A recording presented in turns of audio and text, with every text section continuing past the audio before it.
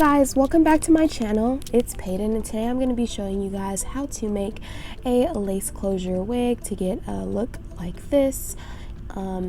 So you're going to be needing a wig cap. A dome or spandex mesh cap is cool. You need needles, some thread, scissors, a rat tail comb, clips, big and small, and a closure, and then the hair, your desired hair, any kind of hair. I'm going to be using my Lemoda Brazilian water wave hair. And you're going to need a wig head. Any kind of wig head is fine. I just have this one, and I like to use needles that are already threaded beforehand, and then some T-pins to pin stuff down. So you're going to start off with your needle. I'm going to show you guys how I knot my needle.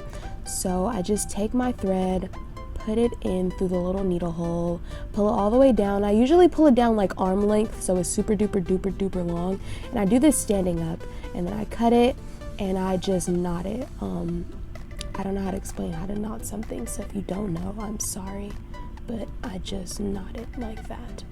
Shabba. Bye-bye. Bye. Okay, and that's how I'm going to be knotting everything. So then I'm going to take my wig cap, and I'm going to be putting the wider section in the front and the thinner section in the back.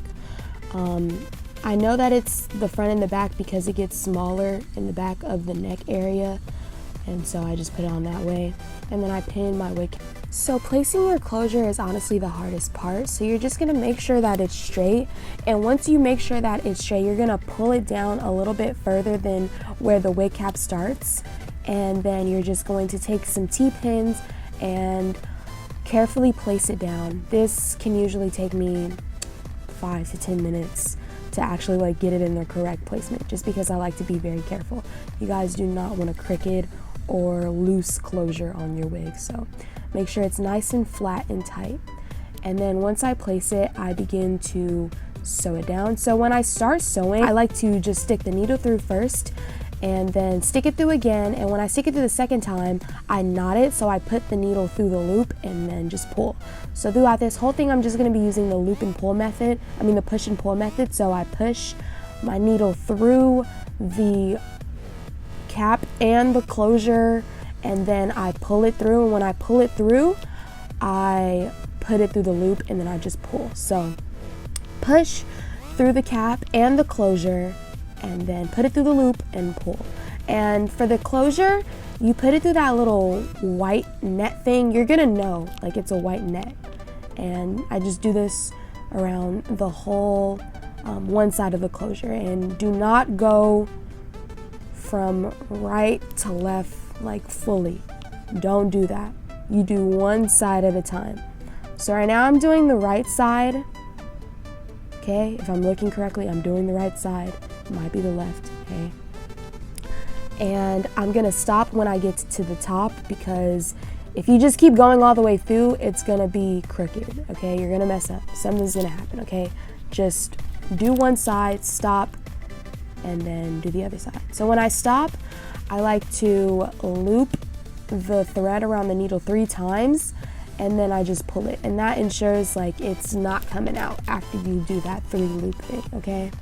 So do that, and then I'm gonna cut it.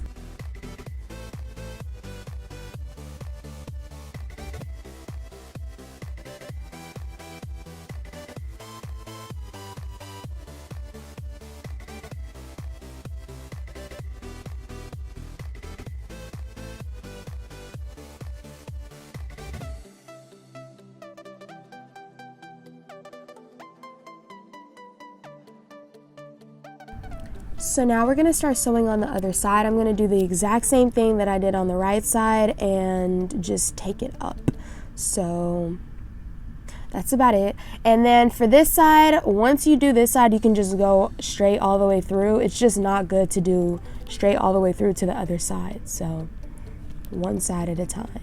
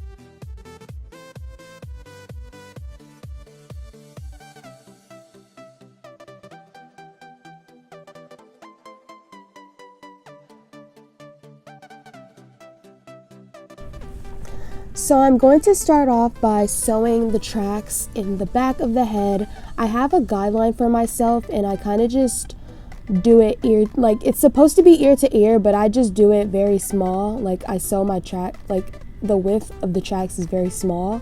So I'm going to be double wefting my tracks and I'm going to be cutting them too, just because I have 4 bundles. So yeah, I'm gonna have all the hair fit on the head. So when I first stick the same way that I did the closure, I stick the needle in through the tracks first, and then the second time I stick the needle through it, and then when I do this, I knot it. You can do the 3 loop thing here if you want. I don't, but if you want it to be more secure, you can. I just do the 3 loop thing at the end. So once I first stick the needle in, the second time I do it, I go around the track. So I sew around my tracks. So I do under and over and then knot. And I don't go through the track just because I want to decrease shedding. You're probably like, but you cut your tracks. And it's just like, yeah, I don't know. Just do it, okay? So you do this all the way through.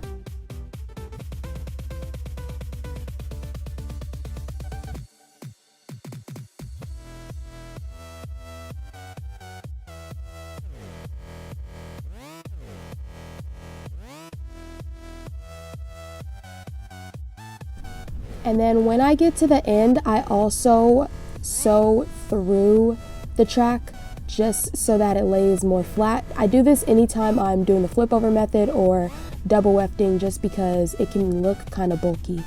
So it just makes it look more flat. And then when I'm ending where I'm sewing at, I do the 3 loop method and then I knot it.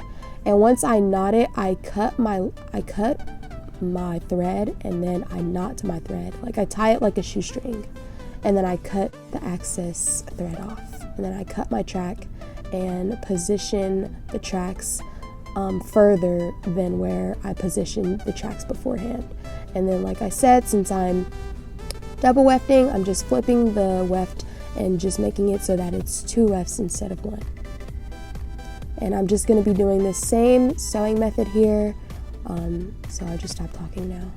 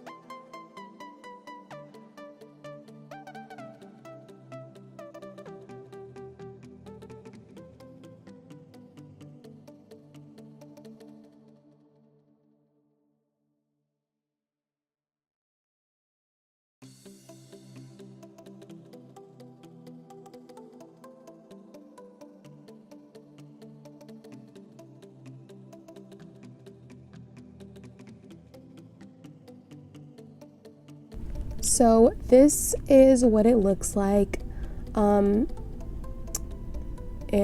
I'm just gonna skip ahead because it gets pretty repetitive.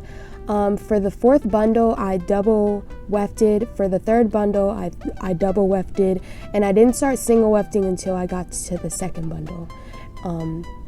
But I did switch from cutting them to doing the flip over method with my tracks. So I just wanted to let you guys know that.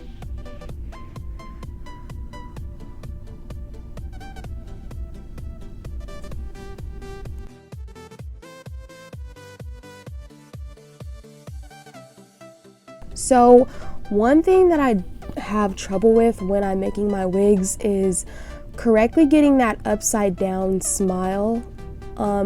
It usually just doesn't happen for me. I think I just sew my wigs incorrectly, but my wigs always come out good.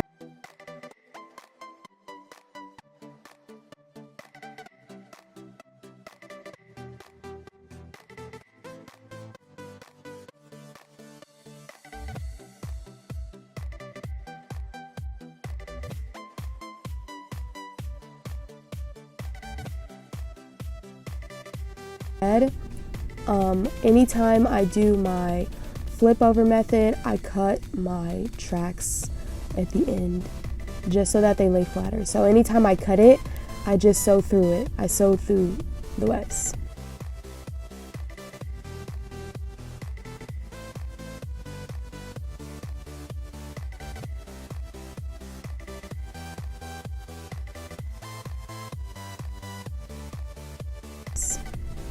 So once you're done sewing all the way up to the wig, you should get something like this. And once you're here, you want to start sewing your tracks horizontally until you fill up all the way up to the closure. So do that and just stop once you do that.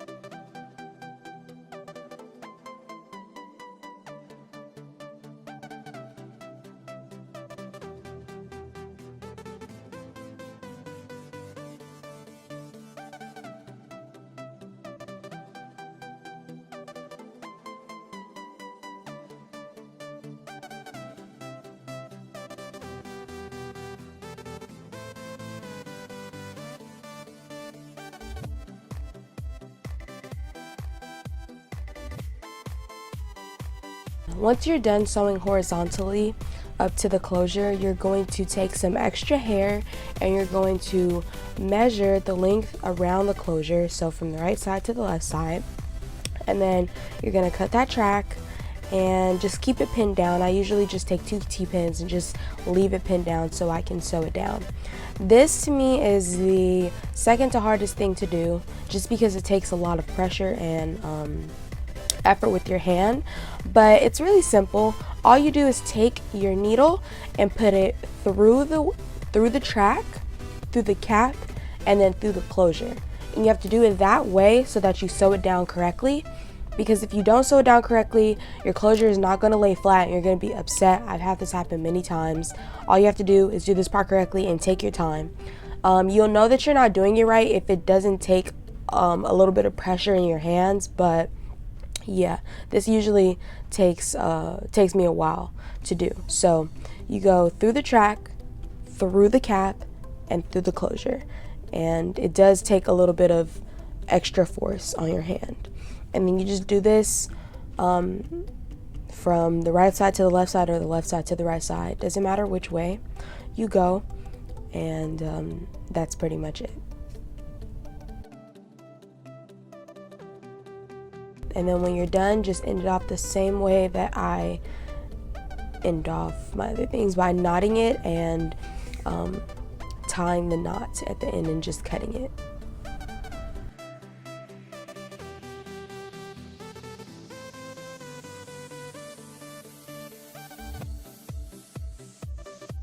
So once you're done, you flip your wig inside out, and now we're gonna cut off that excess cap that we have.